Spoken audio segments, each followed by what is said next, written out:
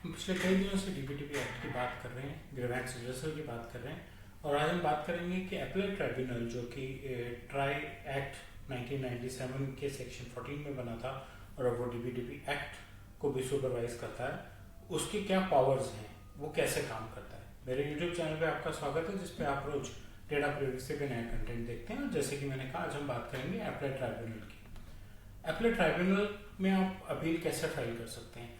आपको written submission देनी है, एक प्रेस्क्राइब फॉर्मेट है, उसके साथ फीस लगेगी, कुछ डॉक्यूमेंटेशन होगी, ऑनलाइन सबमिशन हो सकती है अपील्स की। और ये बहुत अच्छी बात रहेगी कि आप ज़्यादा से ज़्यादा सबूत और ज़्यादा से ज़्यादा डॉक्यूमेंट्स उसके साथ लगा सकें, जिससे कि ट्राइब्यूनल को आपकी एप्लीकेशन को समझने और उसकी हिस्ट्री जानने में थोड़ी आसानी रहे। आप ये जो अपील है ये 60 डेज के अंदर कर सकते हैं। बोर्ड के डिसीजन से आप सेटिस्फाइड नहीं है, डिसीजन मिलने के 60 दिन के अंदर आप अपील कीजिए।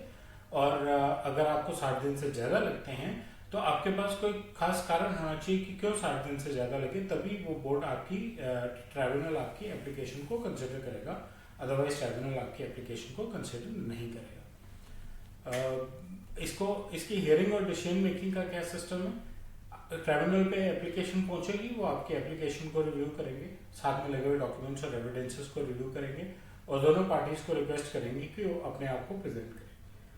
दोनों को अपॉर्चुनिटी होगी, कन्वीनियंट एफिशिएंट हियरिंग होगी। और जैसा कि हमने पिछले वीडियो में बात की थी कि ट्राइब्यूनल जो है वो एब्सोल्युटली डिजिटल है, तो इसलिए ट्राइब्यूनल के केस में वर्चुअल हियरिंग भी पॉसिबल है। जरूरी नहीं है कि हियरिंग के लिए आपको कोर्ट ही आना पड़ेगा।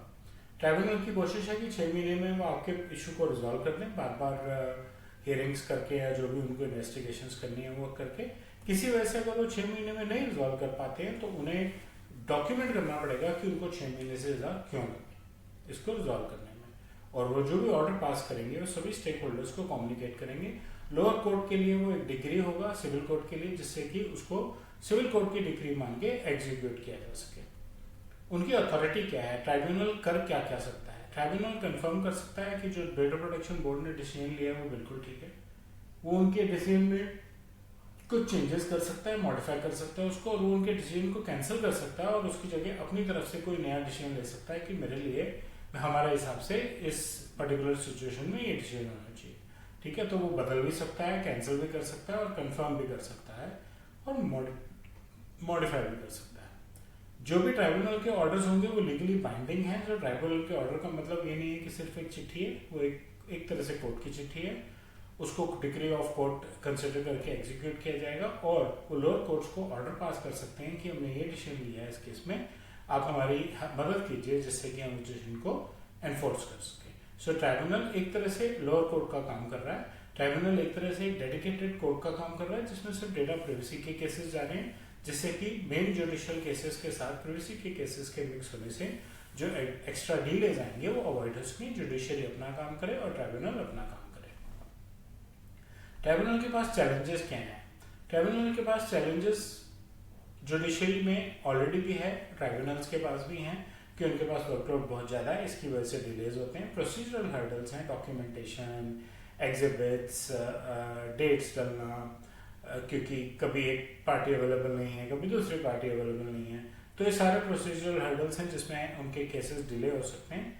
और हर रीजन में डिजिटल इंक्लूसिविटी, अगर एक कंप्लेंट किसी रिमोट एरिया से आई है और वहाँ से आप वर्चुअल कॉन्फ्रेंसिंग करना चाहते हैं हियरिंग के लिए, तो वो मुश्किल हो सकता है।